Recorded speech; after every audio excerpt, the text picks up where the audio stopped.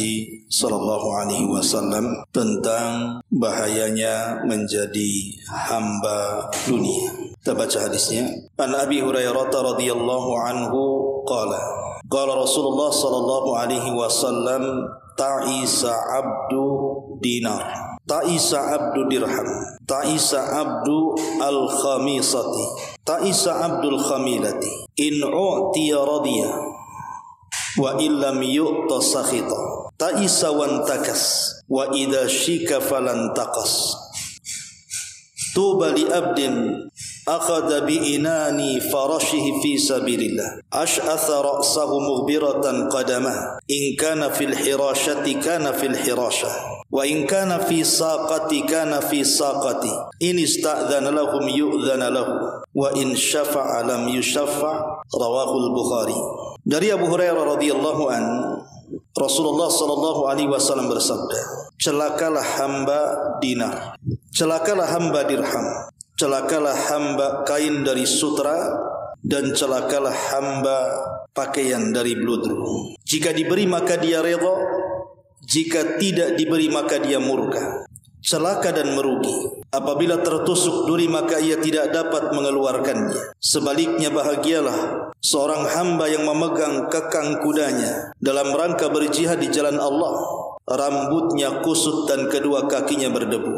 Bila ditugaskan berjaga maka ia berada di bagian yang ia berjaga, dan apabila ditugaskan di barisan belakang maka ia berada di barisan belakang. Bila meminta izin maka dia tidak diizinkan, dan bila memberi syafaat rekomendasi maka dia tidak dikabulkan. Hadis ini dikeluarkan Al-Imam Al-Bukhari. Ma'asyiral muslimat, ibu-ibu yang dimuliakan Allah Subhanahu wa taala. Hadis ini menjelaskan tentang dua kelompok. Kelompok yang pertama bicara tentang hamba-hamba dunia yang keinginan hidupnya hanya untuk dunia saja. Dan kelompok yang kedua hamba-hamba Allah sejati, hamba-hamba yang senantiasa redha dengan segala yang membuat Allah Subhanahu wa taala senang dan membenci segala apa yang mengundang kemurkaan Allah Subhanahu wa taala. Bicara soal dunia, ma'asyiral muslimat yang dimuliakan Allah Subhanahu wa taala, hakikat dunia ini kalau kita merenung sedikit,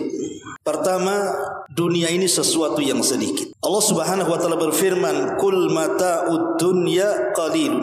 Katakanlah, kenikmatan dunia itu sedikit dan tidak banyak. Dan itu dijelaskan dalam sebuah hadis. Nabi sallallahu alaihi wasallam bersabda dalam hadis Muslim, "Wallah mad dunya fil akhirati illa mithlu ma yaj'alu ahadukum isba'ahu fil yammi falyanzur bima yarji." Demi Allah, dunia ini kalau dibandingkan dengan akhirat hanya seperti seseorang dari kalian yang mencelupkan satu jemarinya ke lautan, kemudian dia mengangkatnya, maka lihatlah apa yang ada pada jarinya. Paling hanya setetes yang ada di jari itu.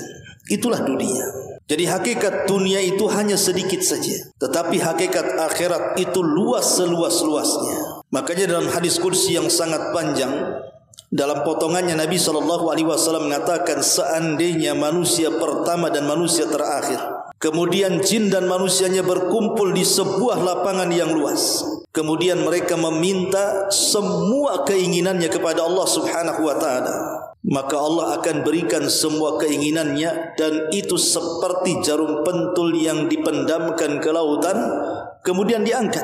Lihatlah di ujung jarum itu, itulah setetes dunia yang dibagi kepada seluruh manusia, jin dan manusianya. Sementara lautan itulah akhiratnya. Dari sini kita tahu bahwa dunia itu sedikit dibandingkan akhirat. Lalu buat apa mengejar yang sedikit dan meninggalkan yang banyak? Ini yang pertama. Yang kedua, dunia ini singkat. Di dalam surah Al-Mu'minun ayat 112, Allah Subhanahu wa taala berfirman, "Qala kam labistum fil ardi adadas sinin?" Qalu labisna yawman aw ba'da yawmin fas'alil 'adid. Berapa tahun kalian tinggal di permukaan bumi ini? Mereka menjawab, kami tinggal di bumi 1 hari atau sebagian hari. Maka tanyakanlah kepada orang-orang yang pandai menghitung itu. Ayat ini bicara tentang orang-orang yang berkumpul di padang mahsyar. Jadi orang-orang yang berkumpul di padang mahsyar itu, mereka akan ditanya oleh Allah Subhanahu wa taala, sewaktu kalian di dunia, berapa tahun kalian tinggal di sana? Maka manusia yang ada di padang mahsyar itu menjawab, sungguh kami tinggal di dunia boleh jadi 1 hari atau mungkin setengah hari.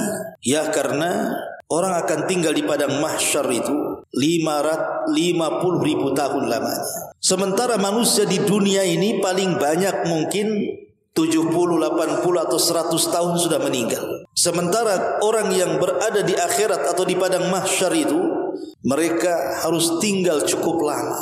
Makanya kalau kita lihat bandingan kehidupan dunia dengan akhirat itu, kehidupan dunia ini sangat singkat sekali.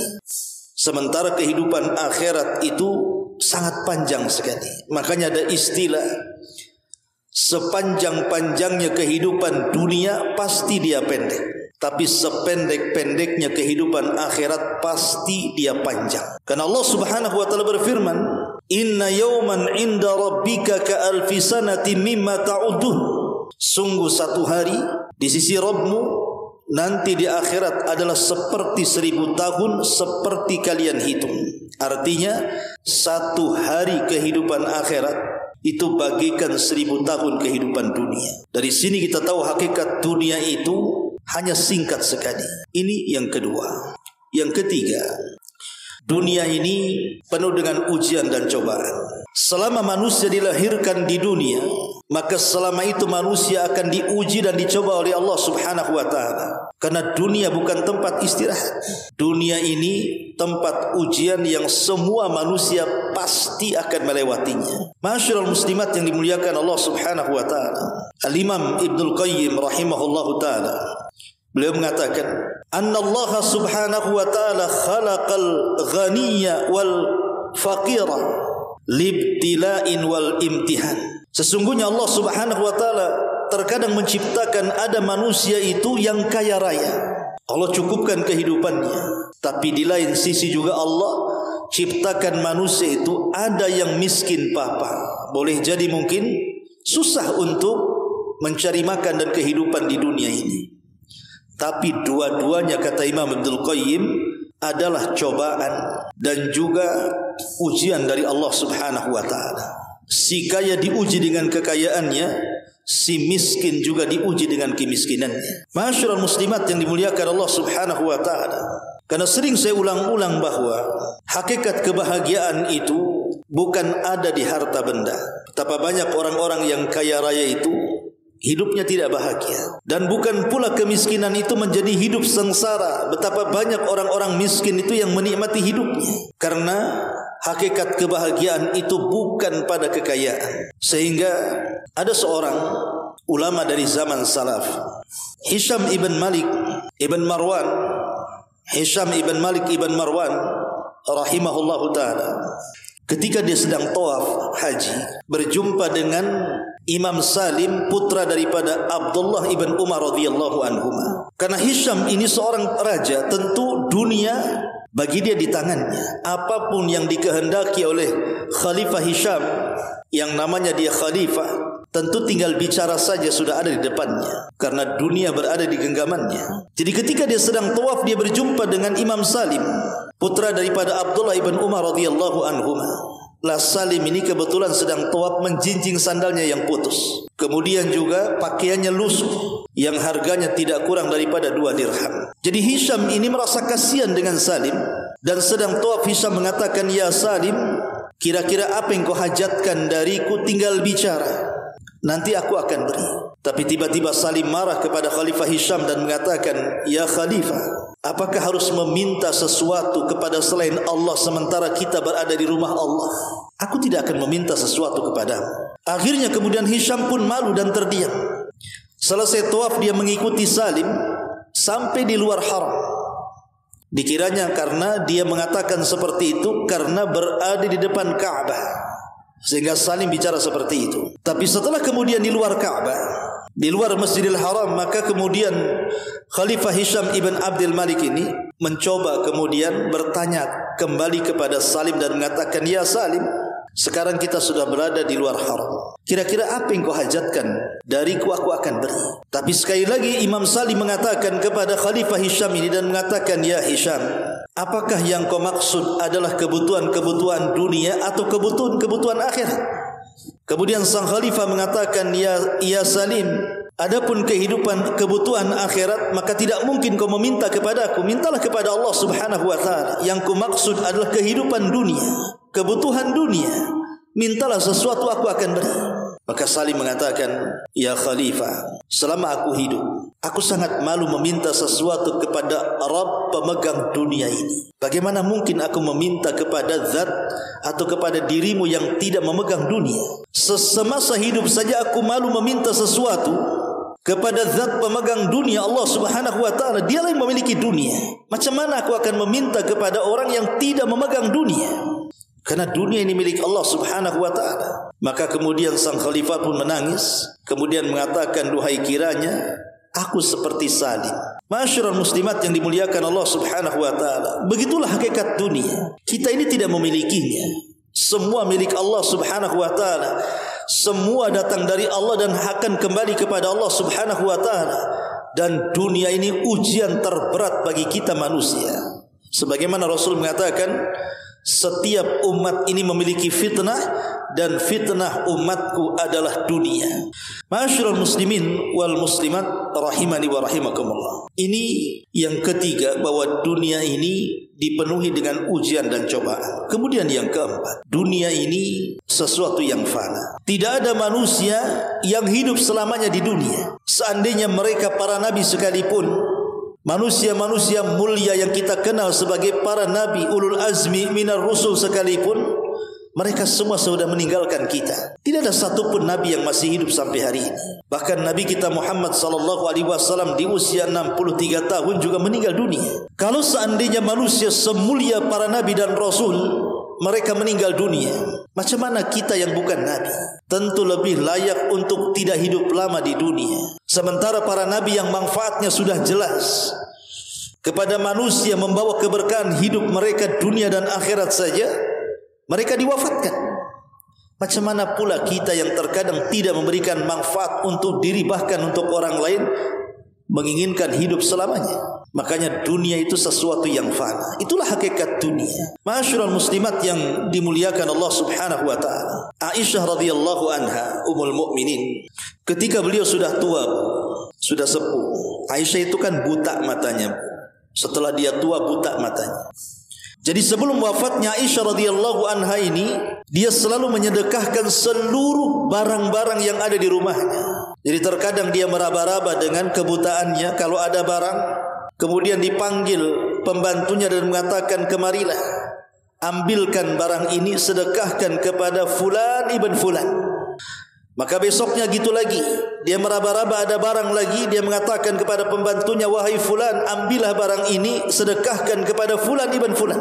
Sampai satu isi rumah habis, sehingga tidak ada lagi barang yang disedekahkan, karena sudah tidak ada lagi.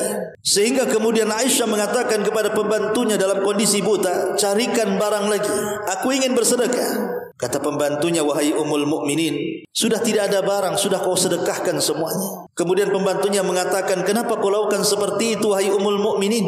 Apa yang kau sisakan di sini? Maka Aisyah radhiyallahu anha mengatakan, ingat bahwa akhirat itu jauh lebih baik dan lebih kekal. Wal akhiratu khairun wa abqa.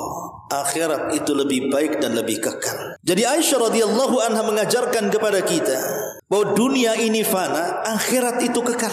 Karena dunia ini tidak akan lama. Apapun di dunia ini tidak akan lama. Semua ada expirednya bahasa kitanya.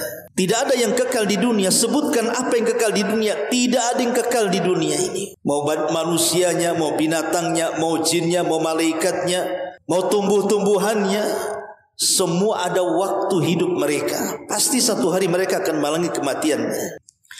Itulah hakikat dunia. Hakikat dunia ini sangat pendek sekali, dan orang tidak mungkin fana. Ditambah kalau seandainya kita melihat usia manusia itu semakin kemari itu semakin pendek, bukan semakin panjang. Kalau dulu para nabi dan umat-umat sebelum Islam itu mereka diberikan usia yang panjang-panjang, tapi semakin ke sini bukan hanya posturnya yang lebih pendek, usianya pun lebih pendek. Makanya Nabi SAW hanya membatasi umur usia umatnya itu berkisar 60 sampai 70 tahun saja, sedikit yang melewati 70 tahun. Ya, karena dunia itu sesuatu yang fana. Ma'asyiral muslimat yang dimuliakan Allah Subhanahu wa taala, berkata Luqmanul Hakim kepada anaknya, "Ya bunai, wahai anakku, carilah dunia untuk akhirat, maka engkau akan mendapatkan keuntungan dua-duanya. Wala tabi akhirataka bidunya, dan jangan kau jual akhiratmu karena duniamu, karena itu akan merugikan kedua-duanya." Kenapa Luqmanul Hakim mengatakan kepada anaknya seperti itu? Seolah-olah dia mengisyaratkan bahwa kehidupan kita ini bukan di dunia, tapi kehidupan kita ini di akhirat. Dunia ini hanya tempat persinggahan seperti seorang musafir, singgah di sebuah tempat, kemudian beristirahat, kemudian melanjutkan perjalanan kembali. Itulah yang diwasiatkan kepada Rasul oleh Rasul sallallahu alaihi wasallam kepada Ibnu Umar radhiyallahu anhuma, "Kun fid dunya ka'annaka gharib aw abirus sabil." Wahai Ibnu Umar, jadilah engkau di dunia itu seperti orang asing ataupun seperti orang yang sedang melakukan safar. Ma'asyiral muslimat yang dimuliakan Allah Subhanahu wa taala. Ini yang kelima, yang keenam. Dunia ini sesuatu yang hina sesuai dengan namanya. Kenapa dunia disebut dunia? Dalam bahasa Arab dunia itu ad-dunya. Karena ad-dunya itu artinya hina. Dunia itu artinya hina. Ad-dana'ah. Lihat bagaimana sabda Nabi sallallahu alaihi wasallam, "Lau kanatid dunya ta'dilu indallahi janaha ba'udha, ma saqa kafiran minha syarbata ma'in." Kalau seandainya dunia ini ada sedikit manfaat di sisi Allah walaupun seperti sayap seekor nyamuk, tentu orang kafir tidak mungkin diberikan kesempatan untuk minum walaupun satu teguk dari air. Kata Nabi SAW, seandainya dunia ini ada manfaatnya walaupun sedikit, walaupun seperti sayap nyamuk, kata Rasul, tentu orang kafir tidak mungkin diberikan kesempatan walaupun satu teguk air di dunia. Tapi karena dunia itu tidak ada manfaat sama sekali, bahkan dunia itu mal'un, terlaknat, makanya orang kafir mereka bisa minum sepuas-puasnya yang mereka kehendaki. Lihat bagaimana Nabi SAW menjelaskan tentang bagaimana hinanya dunia. Bahkan Nabi SAW jelas-jelas mengatakan, "Ala inna dunya mal'unatun." Ingat, dunia ini terlaknat. Mal'unun ma fiha, bahkan orang-orang yang di dalamnya juga dilaknat. Baru Nabi SAW mengecualikan kecuali orang yang zikir kepada Allah, orang yang beribadah kepada Allah, orang yang mencari ilmu dan yang mengajarkan ilmu. Barulah dunia manfaat bagi mereka. Ma'asyiral muslimat yang dimuliakan Allah Azza wa Jalla, Abu Darda radhiyallahu anhu mengatakan, "I'lamu anna qalilan yughnikum khairun min katsirin yulhikum." Ketahuilah bahwa sedikit dunia yang kalian miliki, ketika kalian merasa cukup dengan apa yang diberikan Allah, itu lebih baik dibandingkan banyak tapi melalaikan kepada Allah Subhanahu wa taala. Dunia sedikit tapi menjadikan kita taat, itu lebih baik daripada banyak dunia menjadikan kita bejat. Karena rahasia bejatnya manusia itu ada di dunia. Dan itu berdasarkan firman Allah Subhanahu wa taala, "Kalla innal insana la yatgha an ra'ahu istaghna." Sekali-kali jangan seperti itu. Ketika dunia menguasai dia, maka dia pun melampaui batas. Lihat Qarun. Dijelaskan dalam sejarah Qarun itu, dia adalah termasuk kaum daripada Nabi Musa alaihi salam. Orang yang soleh pada awalnya. Bahkan dia ahli daripada qiraah Taurat. Jadi dia memiliki suara yang sangat indah sekali Qarun itu. Sampai disebut munawwir. Saking indahnya suara Qarun kalau membaca kitab Taurat itu. Jadi diundang kemana-mana untuk membaca Taurat. Satu hari dia datang kepada Nabi Musa alaihi salatu wassalam, minta agar doa-doanya dikabulkan. Akhirnya Nabi Musa mengajarkan kepada Qarun Ismul A'zam, nama Allah yang agung, yang dengan nama itu dia bisa berdoa dan doanya mustajab. Setelah dia menguasai Ismul A'zam, maka dia meminta kepada Allah Subhanahu wa taala untuk dibukakan dunia kepadanya, dan Allah kabulkan permintaannya. Maka dengan sebab itu Qarun menjadi manusia yang paling kaya raya di zamannya. Tapi apa yang terjadi? Ketika dunia dibentangkan kepada Qarun, bukannya dia mengabdi kepada Musa dan memperjuangkan agamanya, justru dia menghina Musa dan hendak membunuhnya. Apa yang terjadi? Maka Allah Subhanahu wa taala katakan, fa khasafna bihi wa bidarihi al-ardh. Kami tenggelamkan Qarun dan seluruh kekayaannya. Itulah dunia. Rahasia bejatnya manusia itu ada di dunia. Ma'asyiral muslimat yang dimuliakan Allah Subhanahu wa taala. Dan yang terakhir, hakikat dunia. Dunia ini adalah diciptakan oleh Allah untuk menjadi fitnah. Untuk menjadi fitnah. Betapa banyak kemudian orang-orang terfitnah dengan dunia, sehingga ketika kemudian dia mencari dunia itu tidak pandang bulu apakah yang halal, apakah yang haram, ataukah yang boleh, ataukah yang tidak boleh, apakah yang baik, ataukah yang tidak baik. Semua dia ambil.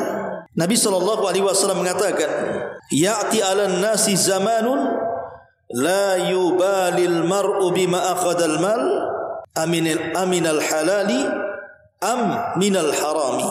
Akan datang zamannya, kata Rasul, manusia tidak akan peduli lagi soal mencari dunia. Apakah yang dicarinya halal ataukah yang dicarinya haram, maka manusia sudah tidak peduli lagi. Dan zaman itu sudah ada hari ini. Lihat hari ini orang-orang yang mencari harta, enggak peduli mereka. Yang penting kaya. Mereka mau menipu, tidak merasa bahwa dia sedang menipu. Mereka mengejar dengan riba, dia tidak peduli kalau riba itu dosa besar. Mengambil hak orang lain dengan cara mengurang-urang takaran, timbangan, meteran, atau curang dalam dagang, enggak peduli. Yang penting untung banyak.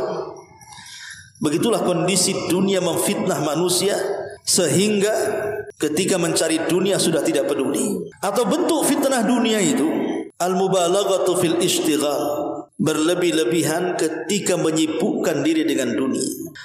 Ada orang-orang itu yang dicari memang halal bukan haram. Dia tidak menipu orang, dia tidak memakan riba, dia tidak mengurangi takaran, timbangan, meteran, atau curang dalam dagangan. Betul-betul dia halal, dia yang dicari. Tetapi dia terlampau berlebih-lebihan. Dia menghabiskan waktu hanya untuk mengejar dunia, lupa pula dengan akhiratnya. Lupa dengan salatnya, lupa dengan ngajinya, lupa dengan zikirnya, lupa dengan Qur'annya, lupa, dan begitu seterusnya. Lah ini juga bagian daripada fitnah. Atau bagian daripada fitnah dunia itu al-ghulu fi mahabbati dunia. Terlampau cinta dengan dunia sehingga bakhil. Ada orang-orang yang bakhil karena melampaui kecintaan dia kepada dunia dibandingkan kepada Allah Subhanahu wa taala. Sebagaimana Allah Subhanahu wa taala mengatakan, "Wa man yuqashshuha nafsi fa ulaika humul muflihun."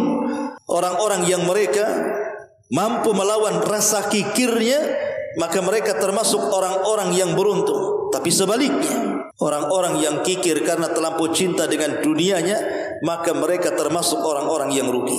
Ma'asyiral muslimat yang dimuliakan Allah Subhanahu wa taala.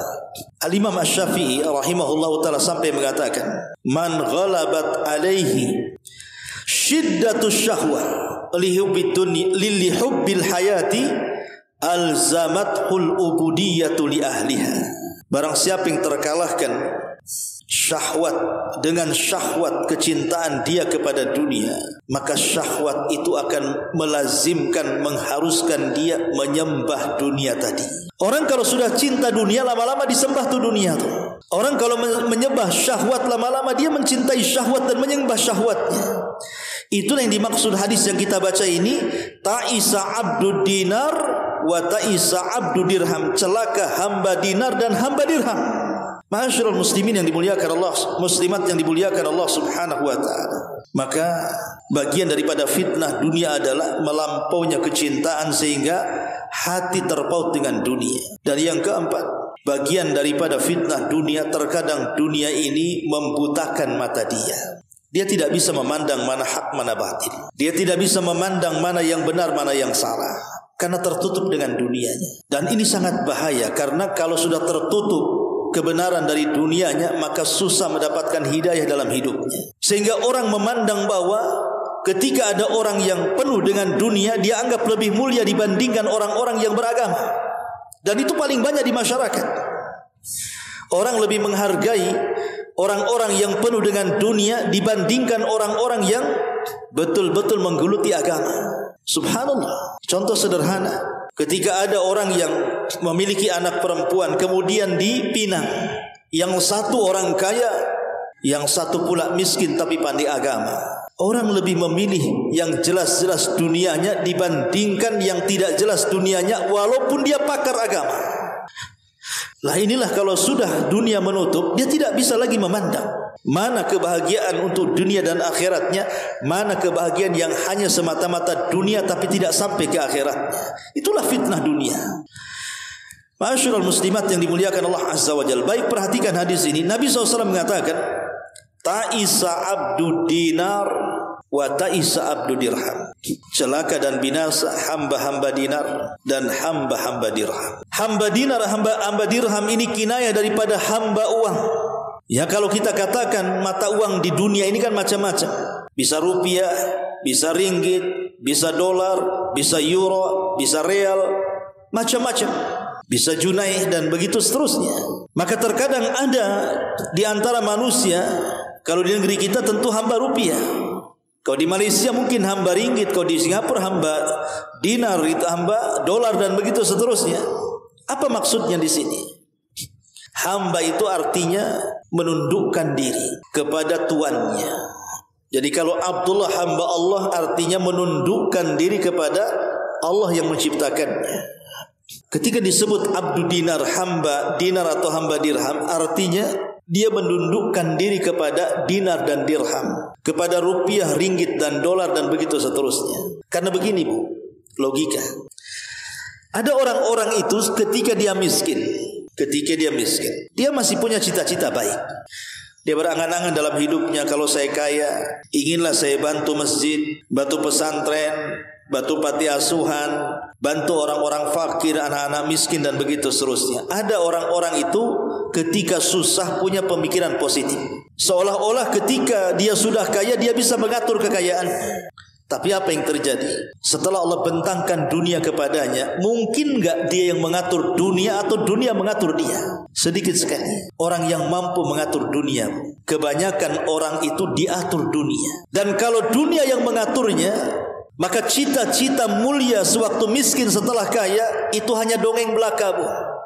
Hanya omong bahasa sekarang ini. Ngomong saja nggak jelas.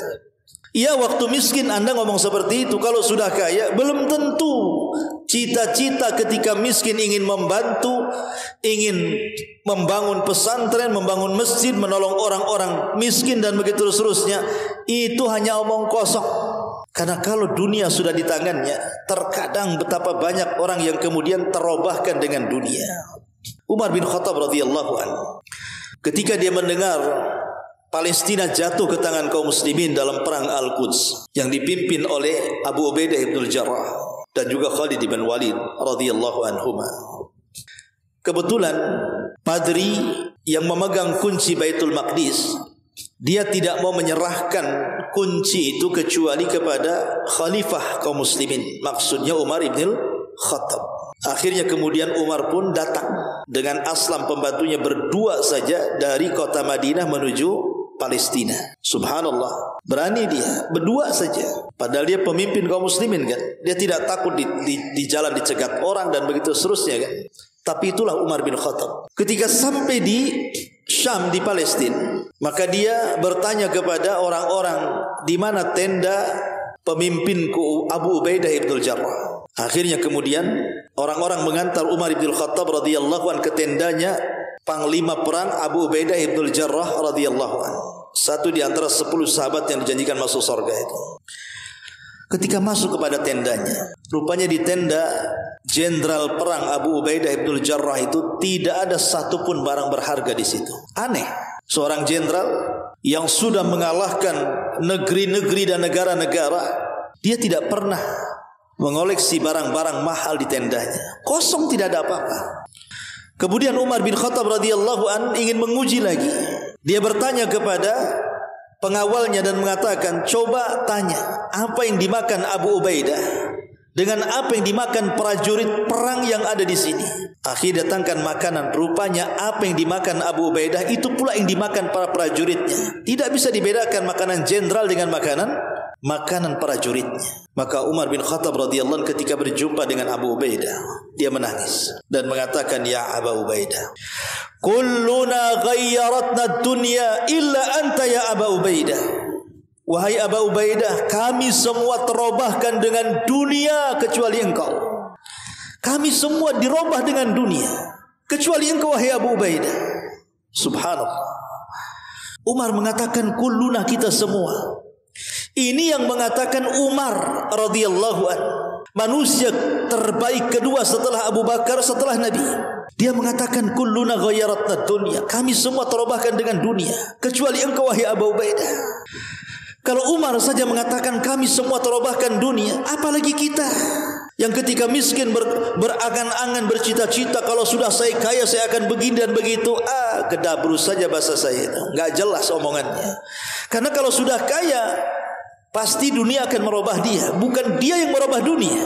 Masyarul muslimat yang dimuliakan Allah Azza wa Jalla. Kalau dahulu di zaman Bani Israel ada orang namanya Bal'am ibn Ba'urah, orang yang termasuk abid min ubadi Bani Israel, terkalahkan dengan dunia dan mati su'ul khatimah. Apalagi kita. Maka kalau beramal itu tidak usah nunggu kaya, sebab kalau sudah kaya belum tentu dia beramal. Sekarang inilah yang kita hadapi. Karena kata Imam Hasan Al-Basri rahimahullahu ta'ala, waktu yang sudah lewat tidak mungkin kembali. Waktu yang akan datang belum tentu kita akan sampai di waktu itu. Maka yang memungkinkan waktu sekarang yang sedang kita jalani. Itulah beramal saleh. Masyarul muslimat yang dimuliakan Allah Subhanahu wa taala. Makanya kemudian Nabi SAW mengatakan ta'isa abdu dinar wa ta'isa abdu dirham. Celaka hamba dinar, hamba dirham, hamba rupiah, hamba dolar, hamba-hamba yang lainnya. Karena betapa banyak orang yang terobahkan kehidupan akhiratnya karena dunia yang dimilikinya. Betapa banyak orang baik jadi jahat setelah punya dunia. Betapa banyak orang saleh jadi toleh karena dunia. Bahkan dunia ini merusak segalanya. Suami istri bisa bercerai gara-gara dunia. Teman yang akrab, yang baik bisa bermusuhan gara-gara dunia. Ahli waris bisa bunuh-bunuhan karena dunia. Dan begitu seterusnya. Ya, makanya jangan sampai kemudian kita hambakan diri kita ini dengan dunia. Dengan cara apa? Cukuplah dunia ini diletakkan di tangan kita, jangan sampai masuk ke hati kita. Itulah yang disebut dengan zuhud artinya. Zuhud itu meletakkan dunia di tangan dan tidak meletakkan dunia di hati. Hati ini fokus untuk Allah. Makanya Hasan al-Imam Sufyan al-Thawri rahimahullahu ta'ala, Sufyan al-Thawri rahimahullahu ta'ala pernah ditanya, wahai Imam, Sufyan ini kan orang kaya raya dan dia juga ulama. Kemudian dikatakan kepada Imam Sufyan al-Thawri, ya Imam, engkau ini selalu bicara tentang pentingnya zuhud di mimbar-mimbar, sementara engkau kaya. Seolah-olah orang yang bertanya ini tidak paham makna zuhud. Dan dia pahami kalau zuhud itu harus miskin, harus compang-camping, harus tidak punya uang, mungkin begitu. Sehingga dia bertanya kepada Sufyan al-Thawri, engkau ini kaya raya tapi engkau bicara zuhud. Maka Sufyan al-Thawri mengatakan, kenapa aku harus kaya, kata Sufyan al-Thawri, supaya aku tidak menjilat pemerintah. Kalau aku miskin bisa saja aku menjilat pemerintah, dan aku tidak bisa mengucapkan kalimat yang hak kepada pemerintah. Ketika sudah menjilatkan susah untuk menasihati karena sudah terjilat dia. Kemudian kata Sufyan al-Thawri, adapun zuhud adalah meletakkan kekayaan di tangan dan tidak meletakkan kekayaan di hati. Sebab kalau seandainya kekayaan diletakkan di hati kita, jangan cerita uang triliunan atau miliaran, ratusan ribu saja kalau hilang, itu kayak kiamat bangkit dari kuburan tuh. Pamannya ibu kehilangan dompet, wah kayak kiamat tuh. Udah kayak dunia ini menimpa dia kan gitu. Tapi kalau seandainya kekayaan itu diletakkan di hati, datang ke tangan, pergi berpindah tangan. Jadi kalau datang kekayaan itu hanya sebatas di tangan. Kalaupun pergi itu hanya berpindah dari tangan, maka hati tidak akan terpengaruh dengan kekayaan yang datang dan pergi itu. Tapi kalau kekayaan diletakkan di hati, maka datang kekayaan itu akan menjadi cinta, dan ketika pergi akan menjadi sedih. Itu kalau diletakkan di hati. Tapi kalau diletakkan di tangan, ya hanya sebatas datang ke tangan dan pindah dari tangan ke tangan, itu saja. Supaya kita tidak menjadi hamba dinar. Memang agak sulit gitu ya untuk menjauhkan kita dari harta kalau harta sudah depan mata. Tapi yang jelas bahwa seorang muslim itu harus setiap hari belajar zuhud. Belajar zuhud supaya Kalau kehilangan sesuatu dari dunia, sedihnya tidak melampau, dan kalau datang kekayaan pun bahagianya tidak membuat dia lupa diri. Ma'asyiral muslimat yang dimuliakan Allah Subhanahu wa taala. Kemudian Nabi SAW mengatakan, ta'isa abdul khamisah wa ta'isa abdul khamilah. Celaka hamba busana, hamba pakaian. Dan ini khusus kepada kaum hawa ya. Sebab kalau bapak-bapak sih nggak peduli dengan pakaianmu. Kadang-kadang satu minggu itu aja nggak ganti-ganti. Itu juga pakaian kerja, itu juga pakaian sholat, itu juga pakaian tidur. Itu bapak-bapak. Dia nggak peduli dan nggak tertarik juga dengan pakaian yang dipakai kawannya. Tanyalah suami-suami ibu, kalau kawannya punya pakaian bagus dipakai, nggak mungkin ngelirik-lirik pakaian. Ini dari mana, beli di mana, tokonya di mana, berapa harganya, nggak ada bapak-bapak itu. Yang suka tanya pakaian itu ibu-ibu. Kalau kawannya ini pakai pakaian bagus, kemudian juga branded ataupun mungkin bawa tas, bawa apa, pasti ada lirikan mata tuh. Cantik nih pakaiannya, beli di mana? Online ya. COD, berapa harganya, berapa hari datangnya, bisa nggak saya kasih nomor telepon penjualnya, nawar bisa nggak ya? Itu kadang-kadang itu yang begitu tuh perempuan tuh. Makanya saya pastikan Bu, di rumah lemari ibu lebih banyak dibandingkan lemari bapak kan. Lemari ibu itu pasti 3 tuh pintunya tuh. Kalau bapak itu 1 udah separoh tuh, karena separohnya diambil juga untuk ibu kan. Itu menunjukkan bahwa yang suka ngoleksi pakaian itu biasanya ibu-ibu. Bapak-bapak itu jarang koleksi pakaian kan.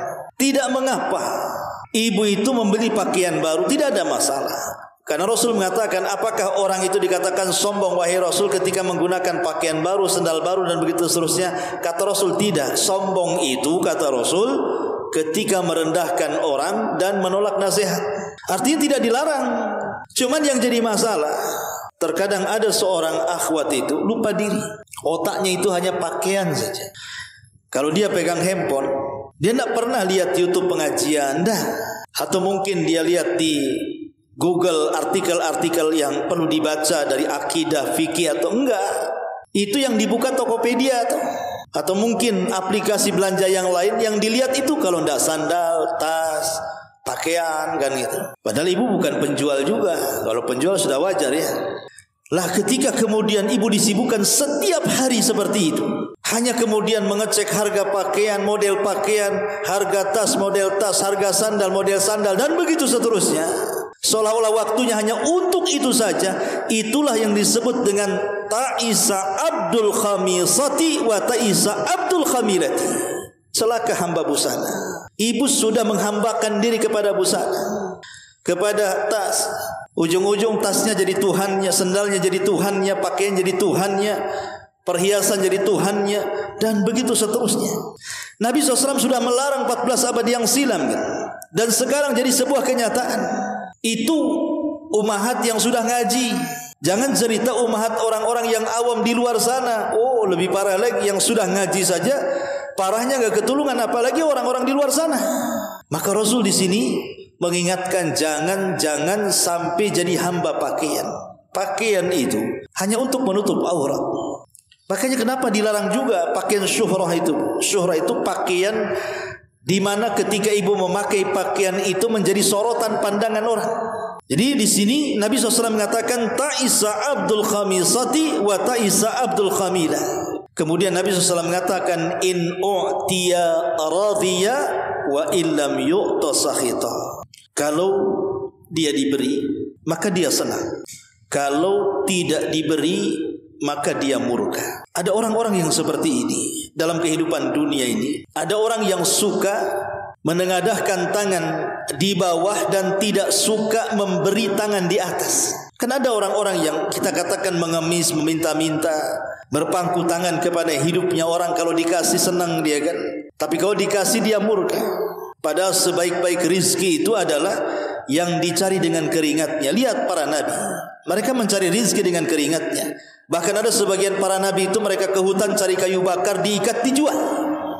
Bahkan ada di antara mereka penggembala kambing seperti Nabi SAW, penggembala kambing dengan upah yang sangat sedikit, alal qararit kata hadis itu. Luar biasa ya. Ma'asyiral muslimat yang dimuliakan Allah Subhanahu wa taala. Sebagian para ulama ketika mensyarah kalimat ini dikatakan idza a'tahu Allahu syai'an rubbama yafrah lidzalik wa yansyarih sadrahu wa idza ma a'tahu Allahu qala rabbi ahanan sakhita ala rabbi wa sakhita ala al-qada'i wal qadari. Mana yang pertama? Maknanya kalau dia diberi dia ridha, kalau tidak diberi dia murka. Artinya boleh jadi ketika Allah Subhanahu wa taala mudahkan rizkinya sehingga Allah bentangkan kekayaannya, dia pun meyakini oh Allah sedang memuliakan aku katanya. Rabbi akraman. Tapi kalau seandainya disempitkan rizkinya, maka dia mengatakan Rabbi ahanan, Rabbku sedang menghinakan aku. Ada orang yang seperti ini, Bu. Dulu pernah saya ceritakan, saya pernah ketemu orang, Bu. Orang sudah tua sekali. Orang ini enggak sholat, enggak pernah sholat. Sudah tua, tapi dunia mudah bagi dia. Jadi dia cerita sama saya, rasanya Allah ini sedang memuliakan saya, nak katanya. Jadi saya tanya, Bu, apa yang Allah muliakan kepada ibu? Iya, dulu saya punya suami pertama luar biasa. Dia pedagang sampai punya toko banyak. Setelah meninggal semua warisannya diberikan kepada saya. Kemudian setelah itu saya menikah lagi. Suami saya orang kapal, nak katanya. Itu tiap bulan dia ngirim duit, jarang pulang badannya, uangnya sering pulang. Qadarullah meninggal juga. Dapat lagi saya warisan, nak katanya. Kemudian saya menikah lagi dengan pegawai negeri, orang pengadilan katanya. Baru setahun meninggal pula dia, pensiunnya pula dikasih saya. Katanya, saya ini paling senang hidupnya kan. Padahal gak pernah sholat. Ada orang seperti itu kan. Dia sangka dengan Allah memudahkan rizki dia, hidup dia kemudian dimuliakan Allah. Tidak, itu istidraj namanya. Istidraj itu artinya Allah lapangkan selapang-lapangnya rizkinya di atas kemaksiatan yang disukainya. Sampai pada waktunya, namanya istidraj itu pasti ada waktunya. Hartanya akan hilang atau dia meninggalkan hartanya. Dan nanti pada hari kiamat dia harus mempertanggungjawabkan semua perbuatannya di hadapan Allah. Tidak di dunia, di akhirat. Itulah istidraj. Masyarul muslimat yang dimuliakan Allah Subhanahu wa taala. Makanya dari sini pemahaman pertama, ada orang-orang yang diberikan rizki oleh Allah, dia merasa bahwa Allah sedang memuliakannya, dan kalau disempitkan rizkinya Allah sedang menghinakannya. Lah ada orang yang seperti itu, padahal tidak demikian. Yang namanya kekayaan itu bukan tanda cinta, atau kefakiran itu bukan tanda benci. Qarun kaya, Sulaiman juga kaya. Qarun kafir tapi kaya. Sulaiman beriman kaya. Abu Bakar kaya, Utsman kaya, Abdurrahman bin Auf kaya, Abu Jahal juga kaya, Abu Lahab juga kaya. Artinya kekayaan itu berserikat. Mukmin bisa kaya, kafir juga bisa kaya. Sesuatu yang berserikat antara mukmin dan kafir, lalu apa keunggulannya kalau berserikat? Makanya kenapa Allah Subhanahu wa taala, kata Nabi sallallahu alaihi wasallam, Allah itu kalau memberikan dunia kepada orang yang dicintainya dan kepada orang yang tidak dicintainya, tapi Allah tidak akan memberikan iman kecuali kepada orang yang dicintainya saja. Masyarul muslimat yang dimuliakan Allah Azza, ini makna yang pertama. Makna yang kedua, kata para ulama, wa yahtamilu an yakuna al-mu'ti wal mani shakhsan min al-ashkhas mithlu halil munafiqin. Ma'an Nabi sallallahu alaihi wasallam, madza qala Allah anhu? Madza qala Allah anhum? Qala jalla wa ala, wa minhum man yalmizuka fis sadaqati fa in utu minha radu wa illam yu'tu minha idza hum yaskhatun. Atau yang dimaksud, kalau diberi dia senang, kalau tidak diberi dia tidak senang. Maksudnya mereka seperti orang-orang munafik. Jadi orang-orang munafik itu selalu mata mereka melihat kepada sedekah. Kalau Nabi memberikan sedekah kepada mereka, mereka senang. Kalau Nabi tidak memberikan sedekah, mereka pun murka. Ada orang-orang yang seperti ini. Ada orang-orang yang suka meminta-minta, kalau diberi dia senang, kalau tidak diberi dia maki-maki, Bu. Dan saya pernah juga mengalami waktu di lampu merah gitu ya. Jadi ada ibu-ibu, nampaknya ibu-ibu itu kalau dari segi tenaga sih bisalah dia bekerja, karena tidak sakit. Kemudian juga saya lihat masih muda, pun gempal gitu ya. Kalaupun dia kerja bisalah, masih muda. Tiba-tiba dia meminta-minta gitu ya. Meminta-minta. Waktu itu saya nggak kasih. Wah, dimaki-maki, Bu. Dimaki macam-macam, ngomong apa itu, saya langsung tutup kaca mobil. Ada orang-orang yang maksa ketika minta, padahal dia kekar gitu ya. Lain kalau dia udah nenek-nenek, ya kasihan gitu kan, tidak dirawat. Mungkin kita kasihan, kita beri mereka. Tapi orang-orang yang tampilannya kuat, nggak usah diberi bu, biar mereka bekerja. Biar tidak biasa meminta-minta. Ya. Ma'asyiral muslimat yang dimuliakan Allah Azza wa Jalla. Ta'isa abdu dinar wa ta'isa abdu dirham wa ta'isa abdul khamisati wa ta'isa abdul khamilati in u'tiya radiya wa illam yu'ta sahid. Kemudian Rasul mengatakan ta'isa wan takas wa idza syika falan takash. Celaka dan merugi. Apabila ditusuk duri maka dia tidak dapat mengeluarkannya. Artinya orang seperti ini kalau hidupnya hanya menghambakan diri kepada dunia, maka dia akan sulit keluar dari situ. Seperti duri yang menancap, susah untuk dicabut. Tetapi kata Rasul, tuba li abdin, berbahagialah bagi seorang hamba akhadha bi inani farasihi fi sabilillah. Bahagialah seorang hamba yang memegang kekang kudanya dalam rangka berjihad di jalan Allah Subhanahu wa taala. Ash'atha ra'sa mughbiratan qadamah, kepalanya penuh dengan debu, kemudian juga kedua kakinya penuh dengan debu. In kana fil hirashati kana fil hirashah wa in kana fi saqati kana fi saqah. Kalau ditugaskan di garda terdepan dia siap saja, kalau ditugaskan di garda paling belakang dia siap saja. Orang ini tidak dikenal orang. Kalau dia meminta izin tidak diberikan izin, kalau minta pertolongan tidak akan ditolong, karena orang tidak kenal siapa dia. Ada di masyarakat kita orang-orang yang susah, orang-orang yang miskin, yang kita tidak tahu. Rupanya di balik kemiskinannya, kesusahannya, dia rupanya ahli tahajud, ahli baca Quran, ahli ibadah, ahli sedekah. Orang tidak tahu kecuali dia dengan Allah Subhanahu wa taala saja. Jadi ada hamba-hamba Allah itu yang secara dunia mungkin tidak ada, tapi mereka hamba-hamba Allah yang sangat mulia. Karena Allah Subhanahu wa taala tidak pernah memandang rupa ataupun harta kita. Yang Allah pandang itu hati dan amal kita. Innallaha la yanzuru ila suwarikum wala ila amwalikum walakin yanzuru ila qulubikum wa a'malikum. Seperti di sini. Ada para mujahidin itu yang tidak dikenal kepahlawanannya, tapi dia nurut kata jenderalnya, suruh depan, suruh belakang di belakang. Dan dia hanya mencari ridha Allah Subhanahu wa taala. Belum tentu seorang jenderal lebih besar pahalanya dalam jihad dibandingkan prajurit biasa yang kemudian di saf paling bawah. Atau sebaliknya. Sama, belum tentu orang kaya lebih mulia dibandingkan orang miskin, ataupun sebaliknya. Ma'asyiral muslimat yang dimuliakan Allah Subhanahu wa taala. Maka hadis ini mengajarkan kepada kita ada dua kelompok. Yang satu mereka adalah hamba-hamba Allah, dan yang satu mereka adalah hamba-hamba dunia. Maka Ali radhiyallahu mengatakan, jadilah kalian hamba-hamba akhirat, jangan pernah menjadi hamba-hamba dunia. Inilah diantara penjelasan singkat dari hadis ta'isa abdu ad-dinar, celaka hamba-hamba dinar. Wallahu a'lam bishawab. Sampai di sini, mudah-mudahan ada manfaatnya.